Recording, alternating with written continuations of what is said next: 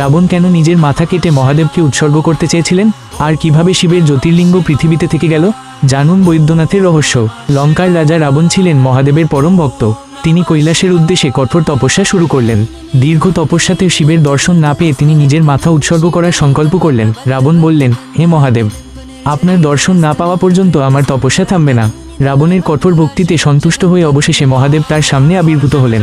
রাবণ প্রার্থনা করলেন মহাদেব যেন লঙ্কায় তার সঙ্গে যান। রাবণ বললেন, প্রভু, আপনি আমার সঙ্গে লঙ্কায় চলুন, আপনার উপস্থিতিতেই আমার দেশ পবিত্র হবে। মহাদেব বললেন, আমি তোমাকে আমার একটি জ্যোতির্লিঙ্গ দিচ্ছি, কিন্তু মনে রেখো, পথে এটি মাটিতে রাখলে আমি সেখানেই স্থির হয়ে যাব। রাবণ জ্যোতির্লিঙ্গ নিয়ে লঙ্কার পথে রওনা হলেন, কিন্তু দেবতারা চিন্তিত হয়ে তাকে থামানোর পরিকল্পনা করলেন।